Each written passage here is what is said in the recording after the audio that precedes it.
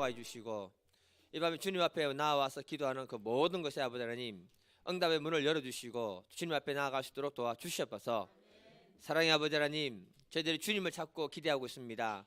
기대하고 주님 앞에 나아가는 자들에게 상 주시는 것을 믿사오니 오늘 이 밤에 그렇게 되게 하시고 우리 심령의 모든 것을 주님 앞에 올려드리게 도와주시옵소서. 주님께서 오늘 이 밤에 은혜를 주실 줄 믿고 감사하며 예수님의 이름으로 기도드립니다. 우리 예레미야 29장 4절부터 14절까지 한번 한 절씩 교도하겠습니다. 예레미야 29장 4절부터 14절까지입니다. 만군의 여호와라, 이스라엘의 하나님께서 예루살렘에서 바벨론으로 사로잡혀 가게 한 모든 포로에게 이와 같이 말씀하시니라.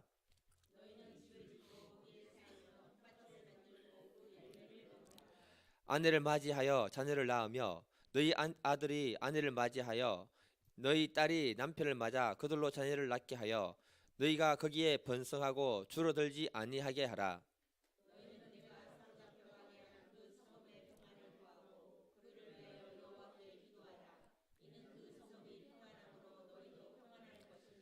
만군의 여호와 이스라엘의 하나님께서 이와 같이 말하노라. 너희 중에 있는 선지자들에게와 점쟁이에게 미혹되지 말며 너희가 꾼 꿈도 고지 듣고 믿지 말라.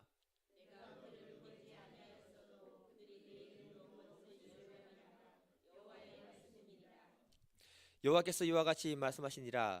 바벨론에서 70년이 차면 내가 너희를 돌보고 나의 선한 말을 너희에게 성취하여 너희를 이곳으로 돌아오게 하리라.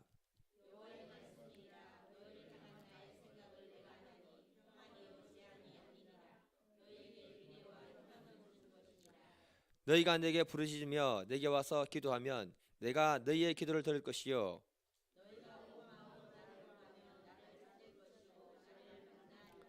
이것은 여호와의 말씀이니라. 나는 너희들을 만날 것이며 너희를 포로된 중에서 다시 돌아오게 하되 내가 쫓아 보내었던 나라들과 모든 곳에서 모아 사로잡혔던 그곳으로 돌아오게 하리라. 이것은 여호와의 말씀이니라. 아멘. 옆 사람하고 인사하겠습니다. 예. 상 주실 하나님을 기대합시다. 예. 예. 그 기도대로 하나님 은혜 주실 줄 저는 믿습니다. 예. 제목 같이 한번 읽어보겠습니다. 예. 시작. 미국의 인터넷 최대 성경 사이트인 바이블 게스트라는 곳이 있는데요. 현대인들이 애호하는 성경 말씀을 순위대로 이렇게 쭉 뽑았습니다. 뽑았더니 1년 동안 전 세계 242개 나라에서 가장 많이 검색된 성경이 뭐냐 하면은 요한복음 3장 16절 말씀이었습니다.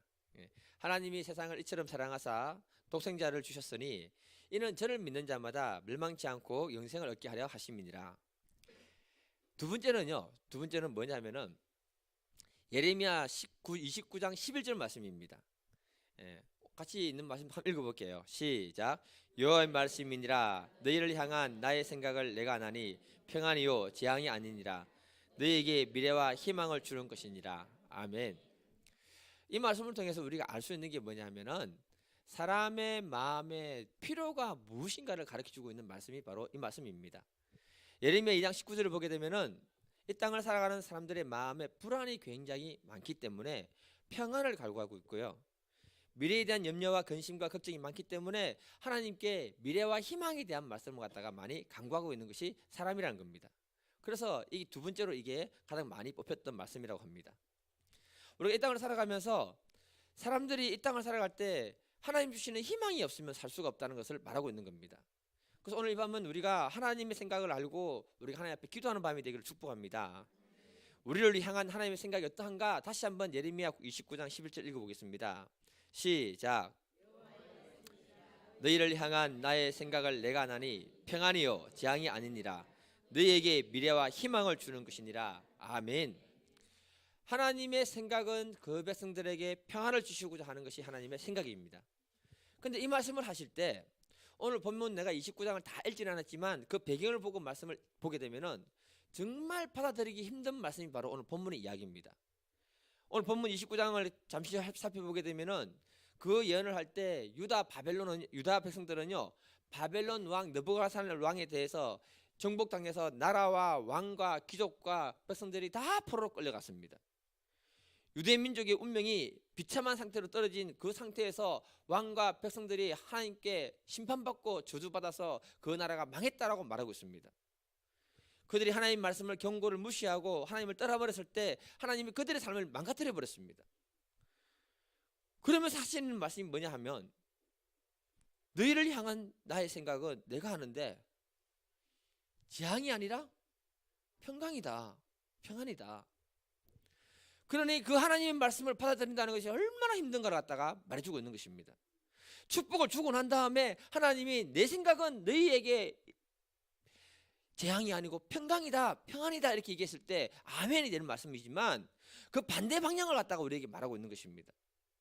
이 말씀을 통해서 우리들에게 전달하는 하나님 메시지가 뭐냐면 이것입니다.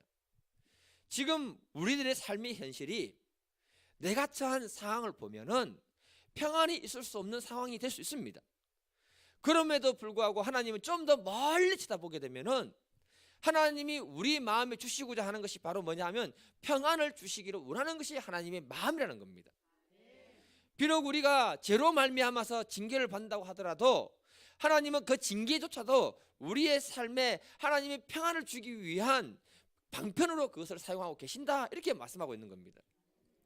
그래서 우리가 가지게 되는 믿음이 뭐냐 하면은 내 상황과 형편이 아니라 하나님이 평안을 허락하시겠다고 말씀하셨기 때문에 그 말씀을 내가 받아들이는 것이 바로 믿음이 되는 것입니다.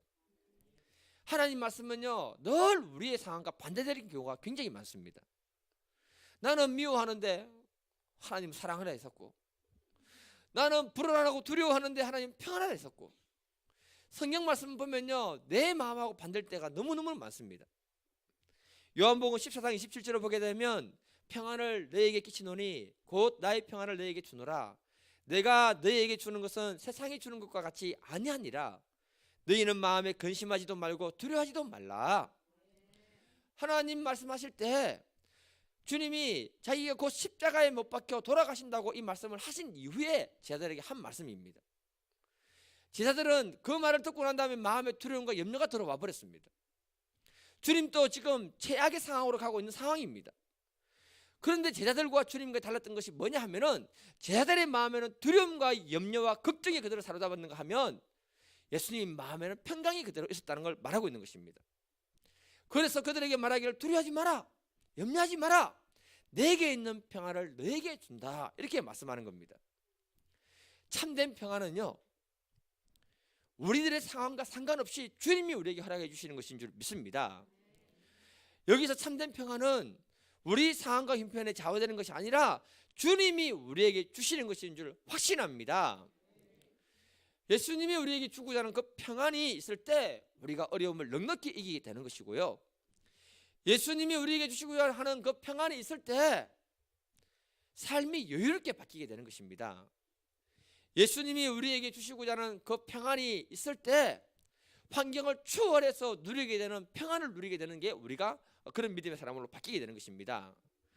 그런 은혜를 주기를 원하는 분이 바로 하늘 아버지라고 우리에게 말씀하고 계십니다. 찬송가 413장을 보게 되면요 찬양 가사가 뭐냐면, 띄워주세요. 내 평생 가는 길 순탄하여 늘 잔잔한 강 같은지 큰 풍파로 무섭고 어렵던지 내 영혼은 늘 평안해, 내 영혼 평안해, 내 영혼 평안해. 노래로 부르면 더 좋은데 이 찬송 부르면요, 근데 이 찬송을 부르면 이 찬송 부를 때만큼 우리의 심령이 평안으로 가득하게 되는 건 없습니다. 여러분 불러보십시오. 근데 이 찬송을 누가 지었는가 하면은 스페위드라는 사람이 1873년도에 작곡했습니다. 그 찬양 가사, 이 찬양 가사를 자세히 보게 되면은 내 삶이 순탄해서 잔잔한 강 같든지 아니면 큰 풍파로 인해서 어렵고 힘들든지 그런 상황이 문제가 아니라 주님이 나에게 주시는 평안이 있으면은 내가 평안해진다, 이렇게 말하는 것입니다. 이 찬송을 작곡했던 그 사람 사연이 뭐냐 하면은 이 사람이 있을 당시에 그 시대 세계적인 그 전도자가 누구냐면 무디였거든요. 그 시대 이 사람은 변호사였습니다. 교회를 굉장히 열심히 섬기고 무디를 굉장히 열심히 동역했던 사람입니다. 그런데 시카고 대화재가 생기게 됩니다. 그러자 그 대화재로 인해서 자기 집이 불타고요 교회가 불타게 됩니다. 그 충격으로 부인이 건강이 굉장히 악화된 거예요. 의사가 뭐라고 하는가 하면은 환경을 좀 바꿔주시지요, 이렇게 권유를 합니다. 그래서 무디하고 통역을 잘하다가 무디하고 떨어져 나와가지고 이 온 가족이 여행을 계획하게 된 겁니다. 스피위드는 부인과 딸들과 함께 배를 타고 갈 때 먼저 일이 생겨가지고 부인하고 딸부터 먼저 보냅니다. 그리고 파리에서 만나기로 약속을 했습니다. 이 배가 대서양 한가운데를 지나가다가 영국의 철갑선하고 정면으로 충돌하면서 이 배 속에서 이 사람들이 다 깔아앉아 죽게 되는 거예요. 그 속에서 딸들이 살았으면 얼마나 좋겠습니까? 딸 둘이 죽고 엄마만 살아남았습니다. 그런 엄마가요, 여기 여자분들이 많잖아요. 엄마가요, 마음이 어떻겠습니까? 오랫동안 큰 충격에 빠져가지고 벗어나지는 못하는 거예요. 이 부인을 남편이 위로해 주다가 부부가 서로 이 배 타고 다시 영국으로 가게 됩니다. 순항을 하는데 배가 잘 가고 있는데 선장이 그냥 지나가면 될 건데 무슨 말을 하느냐, 그 지나가는 지점에서 하는 말이 여기 이 지점에서 그때 사고가 있었습니다, 이 얘기를 해준 거예요. 그냥 가면 되지. 근데 그 말을 딱 듣는 순간에 남편도 부인이 너무 어렵고 힘든 상황에 있으니까 마음을 위로해 주고 있으니까 자기를 마음을 꽉 누르고 있었는데 이 말 딱 듣는 순간에 그 고통이 복받쳐 오르면서 통곡을 하기 시작하는 거예요. 그러면서 하나님께 밤새도록 기도하면서 하나님, 나에게 왜 이런 아픔과 시련을 주십니까? 이렇게 한참을 기도하게 됩니다. 그런데 특별한 하나님 은혜를 경험하게 되는데 하나님의 평안이 그 사람 심령을 가득 채우면서 그 사람이 평안하게 되는 것을 경험하게 된 거예요. 그때 이 시를 작곡하게 됐고 이 곡을 붙여서 찬송가로 바뀌게 된 것입니다. 2절에 보게 되면요, 저 마귀는 우리를 삼키려고 입 벌리고 달려와도 주 예수는 우리의 대장이 되니 끝까지 싸워서 이기리라. 내 영혼 평안해, 내 영혼 평안해. 마귀가 그 사람의 마음을 삼키려고 하고 공격해도, 하나님에 대한 불신을 심어서 그를 무너뜨리려고 하도 하나님이 주시는 특별한 평안을 누리게 되니까 그 사람이 평안을 누리고 이기게 되었다고 고백하고 있는 것입니다. 세상이 줄 수 없는 평안을 주님이 우리에게 주시는 줄 믿습니다. 우리가 2019년을 시작하면서 좋은 것도 있겠지만 나쁜 것도 있지 않겠습니까, 여러분? 그때 어떤 상황 속에서도 우리가 흔들리지 않는 평안을 주님으로부터 받을 수 있기를 축복해 드립니다. 믿음이 되기를 바랍니다. 마가복음 4장을 보니까 예수님과 제자들이 배 타고 갈릴리 바다를 지나갑니다, 여러분. 그때 큰 풍랑 만나서 죽게 되었습니다. 그런데 예수님은 그 배 안에서 고요하게 잘 주무셨다고 이렇게 성경은 말씀하고 있습니다. 제자들이 예수님을 깨우면서 우리가 죽게 됐는데 뭐 하십니까? 살려주십시오, 이렇게 부탁합니다. 주님이 깨어나면서 바람과 바다를 향해서 고요하고 잠잠해라, 그렇게 선포했을 때 잠잠해졌습니다. 그러면서 주님이 뭐라고 하시느냐, 어찌해서 믿음이 없느냐, 어찌해서 믿음이 없느냐, 이렇게 요구합니다. 이 말씀을 통해서 우리에게 말하는 것이 뭐냐 하면요, 큰 강풍이 와서 그 배를 뒤집으려 할지라도 그 배 속에 예수님이 있다는 거예요.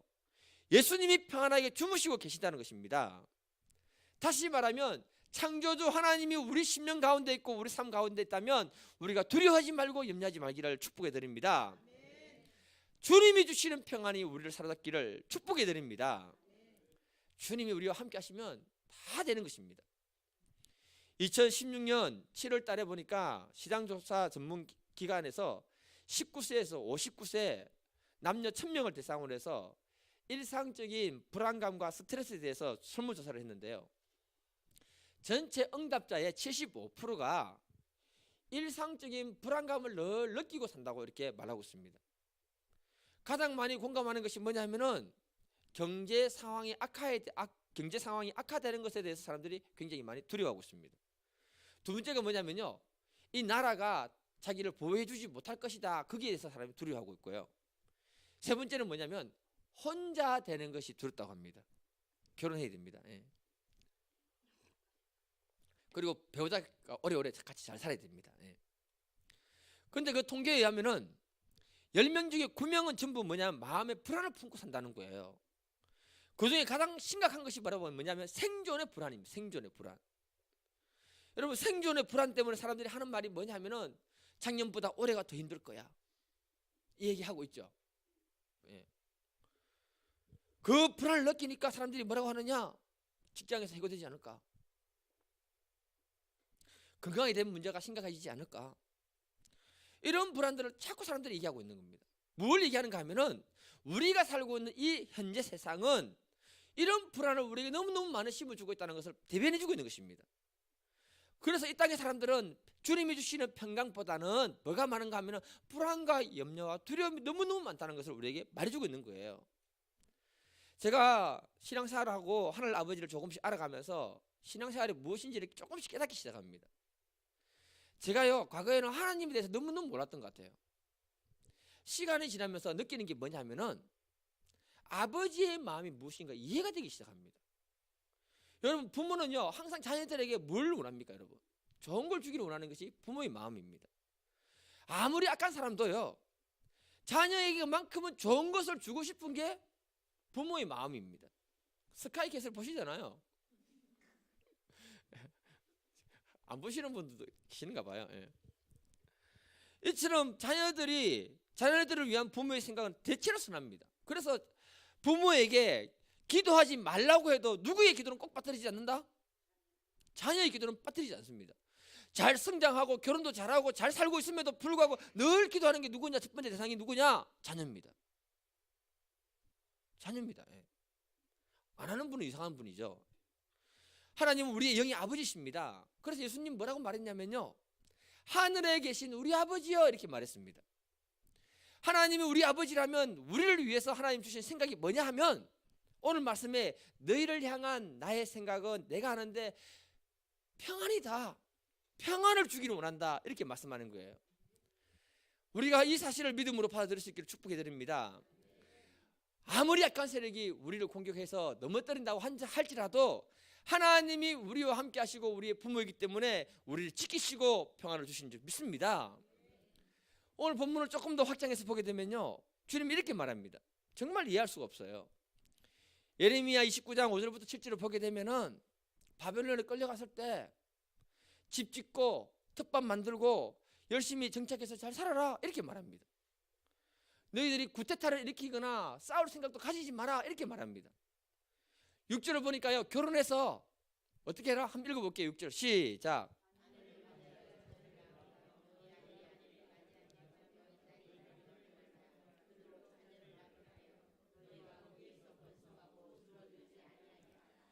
포로로 끌려갔는데 번성해서 잘 살 수 있도록 결혼해서 애 낳고 살아라 이렇게 말합니다. 더 힘든 건 뭐냐면 7절입니다. 7절도 한번 읽어볼게요. 시작. 너희는 내가 사로잡혀 가게 한 그 성읍의 평안을 구하고 그를 위하여 여호와께 기도하라. 이는 그 성읍이 평안함으로 너희도 평안할 것임이니라. 아멘. 자신들의 삶을 망가뜨리고 포로로 끌려갔고 그들을 짓밟을 버린 그 나라를 위해서 기도하라고 합니다. 평안을 위해서 기도하라고 합니다. 그게 너희들이 살 수 있는 길이다 이렇게 말합니다. 무슨 말인가 하면요 하나님은 전체를 보신다는 거예요. 마치 이것하고 똑같습니다. 여러분 우리가 뜨개질 그 십자수 하는 거 있잖아요. 십자수를 하면은 실을 하나하나 넣을 때 그게 무슨 그림인가 그림 그려져 있으니 그렇지만 보통 사람들은 모르잖아요. 다 완성하고 나면 그 그림이 굉장히 아름답지 않습니까? 이것처럼 하나님은 뭐냐면은 전체를 보고 계시기 때문에 그렇게 얘기하는 거예요. 그래서 때로는 내배 사람 좀 불편한 사람이 있어요. 그 사람 미워하지 말고 그 사람이 삶이 평안해질 수 있도록 기도해 주라. 또 신앙생활 하다 보면 힘든 거 있어요. 힘들 때 꼭 사람 때문에 힘드는데 그 사람 위해서 도와주고 기도해 주라. 그것이 네가 평안하게 사는 비결이다 이렇게 말해주는 것입니다. 그래서 이사야 55장 8, 9절에 보게 되면은 이는 내 생각이 내 생각과 다르다. 너의 길과 다르다. 하나님의 생각은 너의 생각보다 높다. 이렇게 선포해주고 있는 것입니다. 우리가 이 하나님을 붙들고 믿음으로 살 수 있기를 바랍니다. 현재 우리의 삶이 어렵고 힘들지라도 하나님이 우리의 심령에 평안을 주시는 줄 믿습니다. 그 평안을 우리가 받아들일 수 있기를 바랍니다. 다시 11절 한번 읽어보겠습니다. 하나님이 우리에게 주시고자 하는 것이 무엇인가? 11절 시작.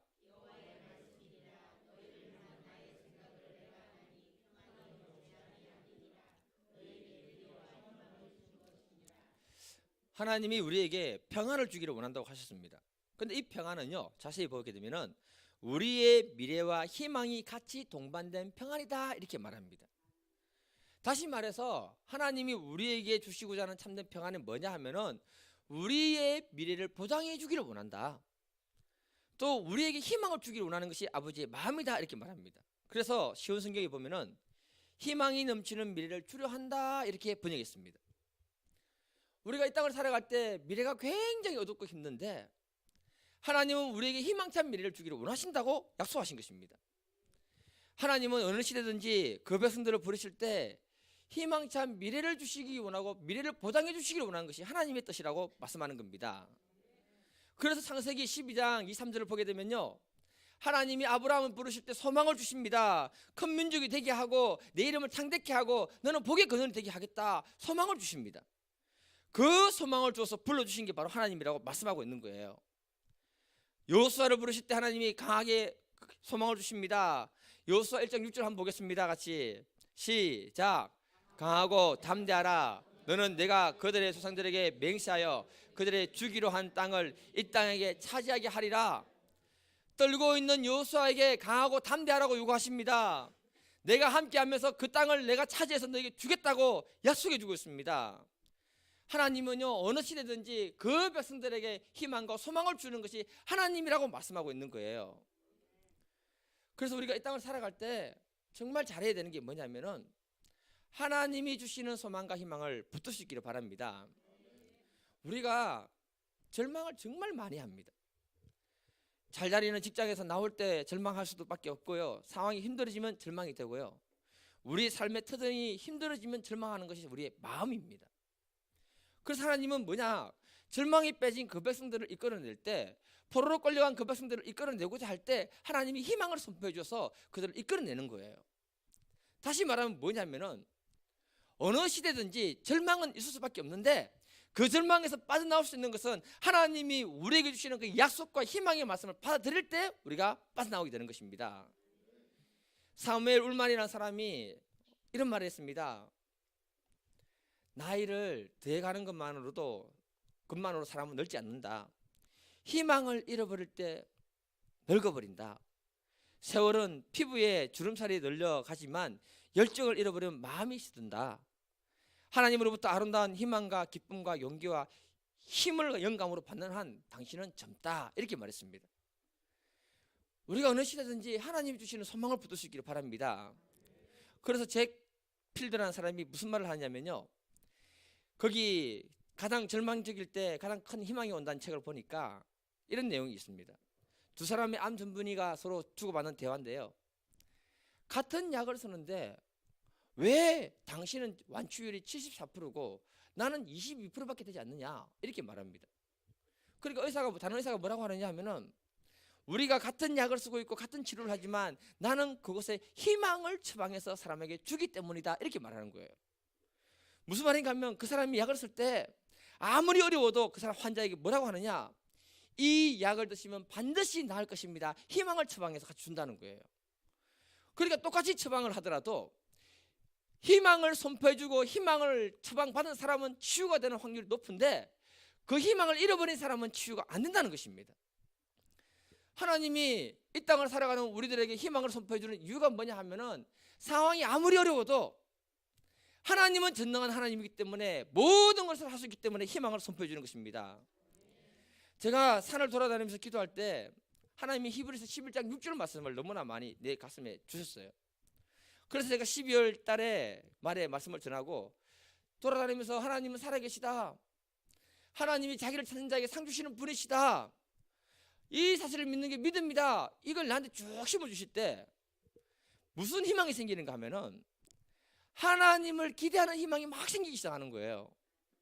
그러면서 무슨 생각이 드냐면 하나님이 올해 성도들에게 무슨 일을 할까, 그 희망이 생기니까 기대를 하고 기도를 하게 되는데 새해부터 좋은 소식이 너무 많이 들리는 거예요. 직장에서 승진할 수 없는 그런 상황인데 승진하게 되고, 오랫동안 원룸의 방에 안 나가서 고민하고 힘들고 있는데 그 원룸의 방에 나가게 되고, 기도하고 있는 곳으로 발령이 일어나고, 직장에서 인정을 받아서 더 좋은 곳으로 일할 수 있도록 보상을 해주시고, 남편이 예수 믿는 것을 너무 싫어하는데 새해가 됐으니까 기도하고 시작하다고, 식사 기도할 때 식사 기도하라고 하고, 자녀들의 인생길을 하나님 열어주시는 것을 보여주시고, 부흥방 전도에서 이제 교회 오시는 분들이 생기기 시작하고, 하나님을 기대할 때 하나님이 우리의 삶 가운데 놀라운 일을 행하실 줄 믿습니다. 작년에는 사실 제가요, 마음이 많이 무겁고 힘든 상태에서 이렇게 출발이 됐습니다. 벅차더라고요. 옆에서 보는 것하고 실제 하는 것하고 많이 다릅니다, 여러분. 해보면 달라요. 네. 그러니까 마음의 염려, 근심, 걱정, 두려움 이런 것이 딱 들어오니까 별로 하는 것도 없는데 마음이 무거우니까 몸이 무겁더라고요. 이렇게 깔아지고. 근데 올해 들어오면서 하나님이 무슨 일을 하시는가 하면요, 하나님을 기대할 수 있도록 나에게 소망을 주시고 희망을 너무 많이 딱 주시는 거예요. 그러니까 올해 들어와 가지고 내 안에 뭐가 사라졌냐면은 작년과 같은 무거운 느낌이나 두려움이나 염려가 사라지는 걸 제가 일단 확실하게 경험했습니다. 마음이 유익이 생기니까요, 교회를 전반적으로 어떻게 섬겨야 될 것인가 이것이 보이기 시작을 합니다. 전도하는데 지금 뭐 아란 그게 그 전도도 이제는 정확하게 좀 어떻게 해야 될 것인가, 뭐 애들은 그 부분도 그렇게 생각하게 되고요. 전체적으로 보는 게 약간씩 달라지고 믿음이 들어오기 시작하고 하나님의 기대하는 마음이 들어오기 시작하니까 점점 마음이 편해지면서 하나님 올해 무슨 일을 하실까에 그것에 대한 기대감이 확실해지는 것을 내가 경험하게 됩니다. 올해 우리 성도님 삶 가운데 놀라운 일들이 많이 있을 것입니다. 하나님이 우리 교회에 상 주시는 것을 여러분들이 경험하고 느끼게 될 것입니다. 이 사실을 믿음으로 받아들이고 그 희망을 붙드는 것이 바로 믿음이라고 말씀하고 있는 거예요. 그래서 우리가 놓치지 말아야 되는 게 뭐냐, 냉랭한 가슴을 여러분 회개해야 됩니다. 하나님이 주시는 그 마음을 가지고 우리의 심령에 뜨거움이 있어야 되는 겁니다. 독일의 마틴 루터가 뭐라고 했냐면, 성공하는 사람들은 언제나 가슴에 희망의 등불을 켜고 있다, 이렇게 말했습니다. 우리가 하나님 주시는 그 말씀들이 수많은 말씀들이 있는데 그 희망의 말씀을 우리 심령 가운데 심어 놓을 때 희망의 등불이 켜지게 되고, 희망의 등불이 켜졌을 때 우리 삶 가운데 하나님이 행하시는 것을 보게 된다고 말씀하는 거예요. 그래서 우리는 올해 우리의 건강과 직장과 사업과 모든 영역에서 하나님 말씀을 붙들고 희망의 등불을 켜놓을 수 있기를 축복해 드립니다. 세상이 아무리 암울하고 어둡고 힘들지라도 하늘 아버지가 살아계십니다. 생사복의 주권자인 하나님이 살아계십니다. 그분이 우리의 미래를 보장하시는 것입니다. 그래서 우리가 절망하지 않게 되고 우리가 절망해서 일어서게 되는 것입니다. 새해에는 이 하나님을 붙들 수 있기를 축복해 드립니다. 하나님이 우리에게 평안을 주기를 원하고 미래의 희망을 주기를 원하시는데 우리에게 꼭 필요한 것을 요구하는 게 뭐냐? 12, 13절입니다. 12, 13절 읽겠습니다. 시작.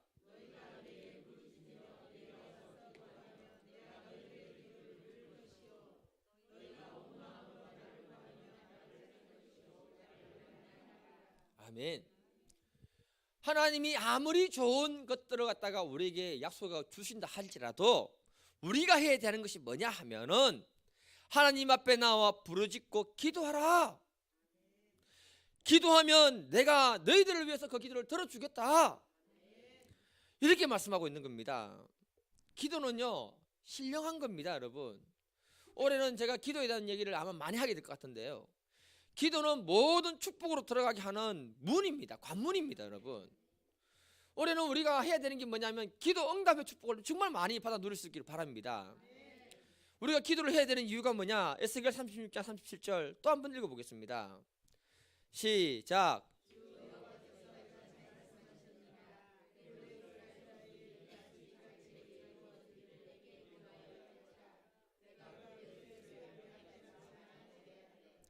이 에스겔 36장도 보면요, 에스겔 선지자는 예레미야 선지자하고 동시대 사람입니다.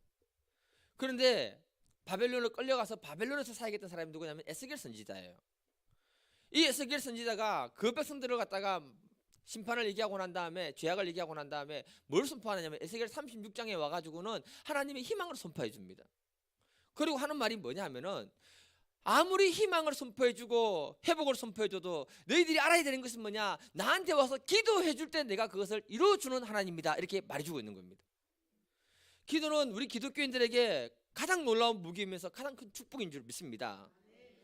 여러분, 기도하면 모든 문제가 기도로 다 해결된다는 사실을 믿으십니까? 기도는요 신령한 것이지만 이 기도만큼 우리에게 능력이 되는 것은 없다는 것입니다, 여러분. 그래서 저는요, 여러분들은 기도 응답 많이 받았겠지만 저 또한 기도 응답을 통해서 지금 이 자리까지 오게 된 것입니다. 교회는 기도가 약해지면 안 됩니다. 개인의 기도가 약해지면 안 됩니다, 여러분. 교회는 항상 강력한 기도가 뒷받침돼야 됩니다. 여러분들의 풍성한 중보 기도가 있을 때 교회가 살아나게 되는 것이고, 풍성한 중보 기도가 있을 때 여러분들의 삶이 풍성해지도록 살아나도록 하나님 역사하시는 것입니다. 평생 동안 5만 번의 기도 응답을 받았던 조시밀러는 1,500명의 고아들을 갖다가 키우면서 운영을 했습니다. 그런데 이 사람의 특징이 뭐냐면요, 한 번도 사람들에게 돈을 요구한 적이 없습니다. 뭐만 했냐면은 기도만 했다는 거죠. 한 번은 거기 총무가 말하기를 점심 먹을 것이 하나도 없습니다 이렇게 말합니다. 그러니까 조시밀러가 뭐라 하냐면 지금 몇 시입니까 물었더니 11시입니다 이렇게 얘기합니다. 그럼 12시까지 기다리십시오 하고는 자기 방에 들어가서 하나님 아이들을 먹일 수 있도록 먹을 것을 주시옵소서 기도했는데, 12시가 되니까 저 그 고아원 밖에서 수레 소리 딸그닥 딸그닥 소리가 들리면서 고아원으로 들어오는 거예요. 그 수레 위에 빵이 가득 실려 있는 겁니다. 그래서 이 빵이 어떻게 났는가 보니까 빵 굽는 집이 빵을 잘 굽고 있는데 그 옆집이 불이 난 거예요. 불이 났는데 그 불씨가 그 옆집 빵 굽는 집으로 옮겨 붙은 거예요. 그래서 급히 그 빵을 다 끄집어내면서 이거 어떻게 하지 하다가 생각난 게 고아원이 생각난 거예요. 그래서 가져왔다는 거예요. 하나님은 불을 일으키시더라도 그 고아원들을 먹이는 거예요. 네. 뭐 나쁜 일도 하면 안 되겠지만 이 무슨 말인가 하면은 1,500명에게 빵을 먹인다고 생각해 보세요. 도대체 얼마만큼 빵을 많이 만들어야 됩니까? 그런데 하나님이 공급하신다는 것을 사실을 확실히 믿고 있는 조시밀러는 기도했을 때 하나님이 풍성하게 그들을 먹이고 그 고아원을 운영하도록 하셨다는 겁니다. 저는 우리 교회가 이런 믿음의 사람 풍성하기를 기도드립니다. 기도하면 재정적인 문제는 고민하지 않아도 하나님이 해결하실 줄 믿습니다. 말씀을 마무리하겠습니다. 하나님이 약속한 모든 좋은 것은 기도를 통해서 우리에게 주어진다. 저 여러분들이 새해 해야 되는 일이 다른 것이 아니라 하나님이 약속한 평안을 위해서 기도해야 될 줄 믿습니다. 하나님이 약속하신 미래의 희망을 위해서 기도해야 될 줄 믿습니다. 우리가 기도만 하면 우리의 가정과 직장과 사업과 모든 삶의 영역에서 하나님이 평안으로 채워주실 줄 믿습니다. 놀라운 희망을 주실 줄 믿습니다. 오늘 이 밤이 그런 밤이 되기를 축복해 드립니다. 같이 이 시간에 우리 기도하고 찬양하고 기도하도록 하겠습니다. 아버지 하나님, 우리가 아버지 하나님의 생각을 이 시간에 같이 배웠습니다. 우리의 상황과 정반대가 되는 절대적인 너무나 어려운 상황이라 할지라도 하나님은 우리에게 평안을 약속하셨습니다. 아버지 하나님, 이 평안이 내 심령과 가정과 직장과 사업터에 흘러넘치게 하여 주시옵소서. 또한 아버지 하나님, 주님께서 우리에게 미래의 희망을 주시고 미래의 소망을 주신다고 약속하셨습니다. 우리 상황이 아무리 어렵고 힘들지라도 아버지 하나님, 주님께서 우리의 상황을 열어주실 줄 믿사오니 이걸 믿고 기도하는 밤 되길 원합니다. 이 밤에 모든 것을 열어주시고 축복하여 주시옵소서. 주님께서 이 밤에 능력으로 사실 줄 믿고 감사하며 예수님의 이름으로 기도드립니다. 아멘. 예수 우리